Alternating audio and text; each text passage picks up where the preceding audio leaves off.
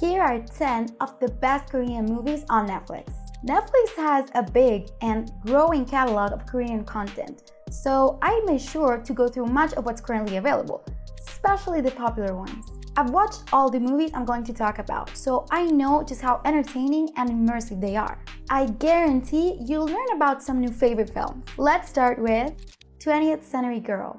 You'd do anything for your BFF, right? Well, this movie's protagonist takes friend loyalty to the next level. We enter the shoes of Na-bo-ra as she starts high school, but she's already given homework before school has even started. She has to gather info, incognito, on a boy her best friend has fallen heads over heels for. With determination and stalking habits that would honestly impress detectives, our young friend does her best to get up close and personal to the man of mystery. But along the way, she ends up having her own troubles with romance. What's a girl to do? You'll really enjoy Bo-ra's wacky, heartwarming journey as she learns to figure out her teenage feelings and friendship priorities.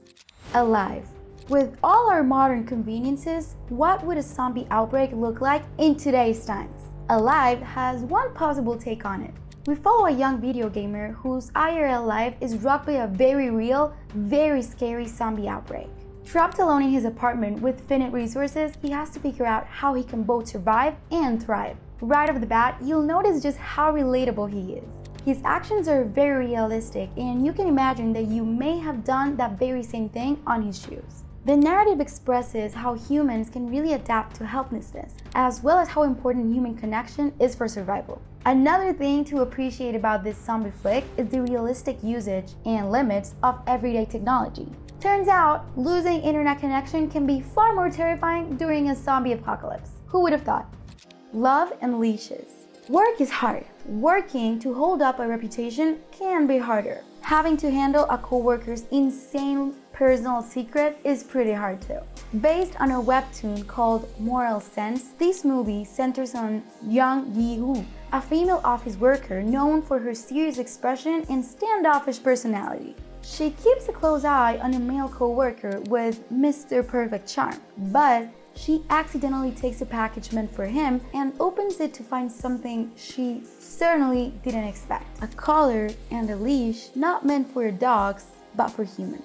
Turns out, Mr. Perfect has a preference towards intimate power play, and he thinks that our main character's domineering nature makes her a great match for his more submissive tendencies.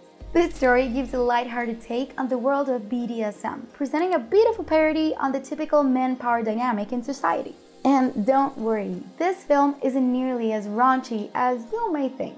In fact, its humor and messages of acceptance and honesty make it a rather wholesome watch.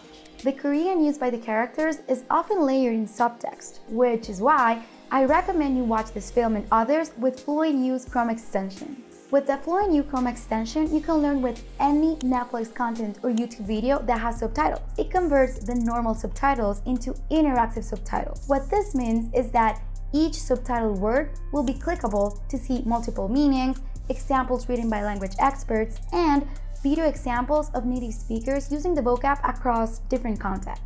And soon, you'll be able to import your favorite YouTube videos into your FluentU account, making it even easier to watch and learn on your phone. FluentU has thousands of authentic videos, a curated library that is tailored for you, no matter your level. In addition to this, FluentU includes Korean lessons with very helpful teacher explanations. And at the end of each lesson and video, you get personalized quizzes and speaking questions to make sure that everything you learn really sticks. To try FluentU right now for free, click the link in the description below this video and get your free trial. You can start learning Korean with the media that you enjoy, from shows to musical tunes. And speaking of tunes, let's move on to the next film on the list. It Was a Destined Meeting. Him, a recently released convict, and her, a young girl helping her sister out at a bakery. When our dreamy leading man starts part-time work at said bakery, they build an initially rough but meaningful connection. But trouble catches up to Hyun-woo again, and the two end up separated for an extended amount of time. As they each follow different life paths, they try to stay connected via different methods. But it seems like fate enjoys throwing complications in their already precarious relationship. Because the story takes place across several years, you can really see the slow burn of the characters' relationship, and the development feels very genuine and delicate. There's a nice, nostalgic charm to the narrative as well. Overall, this is a fluffy, feel-good film that will easily keep you invested for its 2-hour run. Kingdom, Ashin of the North. You had zombies in the modern era. Now, how about zombies in the medieval Joseon period? During a time when the Korean dynasty must deal with inner conflicts, some unsettling news arises about rabid man-killing tiger. Myths and legends are commonplace in this time, but this particular story has enough meat to it that an investigation onto it is carried out. Meanwhile, Ashin is the young daughter of a Manchurian tribe's chieftain. A sudden ambush from a neighboring tribe wipes out her entire village. To seek revenge, our girl decides to join the Joseon military so that she can eventually sabotage the tribe responsible. But she isn't just filled with rage. She possesses knowledge dangerous enough to level a kingdom. Zombie-making knowledge, to be precise. This movie is actually a sidequel to the hit Kingdom drama series. Ashin of the North is meant to provide background lore for what happens in that drama. But you really don't need to have watched out to enjoy this film. The elements of horror are as compelling as the narrative itself. Psychokinesis. Everyday people can be superheroes, even your own bumbling fool of a father. Our main character is a security guard that doesn't have much going on for him. He's not very brave or very smart. But his life takes a turn when he drinks some spring water tainted by some extraterrestrial source. Because of this, he gains telekinetic powers that let him control objects without actually touching them. And he's very quick to find a use for his new abilities. After finding out that his estranged daughter is fighting to keep her fried chicken business open, he hurries to help.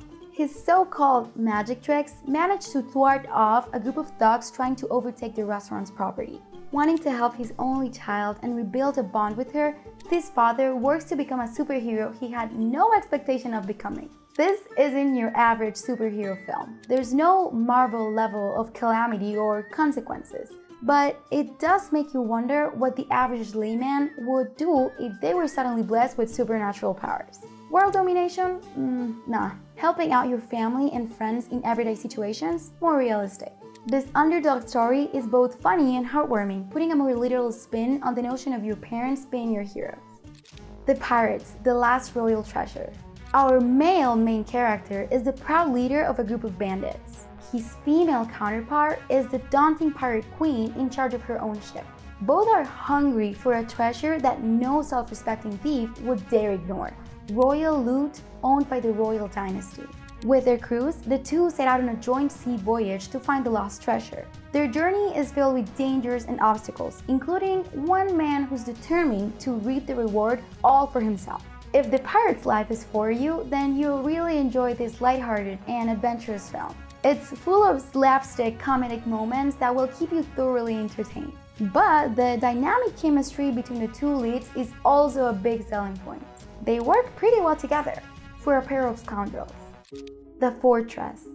Here's another Joseon era film, but this one has less fantastical vibe. In 1936, the nation of Korea was invaded by the Qing dynasty. During a brutal winter, the Korean king and his court sheltered themselves in a fortress city. But their safety and resources can only last so long, especially when enemy forces keep whittling away at them. The conflict isn't just external though. Within the king's council, two members have specially different views on how they should proceed.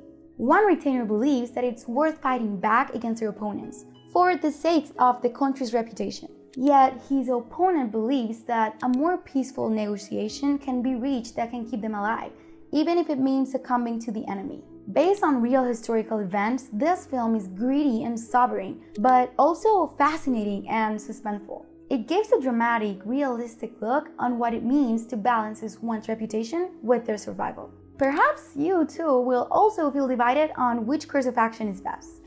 The Call. We've all become leery of answering random phone calls. This movie will only reinforce that. In the year 2019, a young woman is dealing with a sickly mother, whom she blames for the death of her father in the year 1999. When she visits her abandoned childhood home, she receives a phone call from a strange woman who claims she's in trouble and being held hostage by her mother. But that's not the weird part though. Turns out, this strange woman is apparently calling from the year 1999. What's more, our protagonist goes out of her way to prevent the 1999 incident that killed her father. And from this, her entire reality changes. She now has both of her parents and lives in an extravagant life. But it seems like the overall situation has only gotten worse, and she is not happy about it. To return a bit the favor, our female lead decides to inform this strange caller woman about her own death. With that knowledge, she successfully manages to survive what should have killed her. But is this a good thing? The Call is an eerie thriller from start to finish. It puts a smart, creepy spin on the time loop trope, and the plot constantly keeps you guessing and on edge. Make sure to watch this one with your lights on and your phone off. Ballerina. Sure, there's some ballet happening in this film, just not as much as you'd probably expect. This young woman works secretly as a bodyguard. Her skills aren't for show. She knows how to get things done quickly and ruthlessly. She lives together with an old friend, and that is one of the few bright spots in her dangerous life. But her fragile happiness is broken when she finds her friend's dead body in their apartment. And the cause seems to be a known sex trafficker. Our fierce lead thus decides to do a little self-employed gig of her own. Find the trafficker and kill him. Instead of frilly tutus, elegant choreography, and classical music, expect leather, violent fights, and synth tunes. This movie is a thrilling, eccentric ride from start to finish, with some very interesting cinematography. And you should know just how much Korean you can actually learn while watching a movie. Here's a video showing how to get some Korean language practice in, using the film Cheese in the Trap as an example.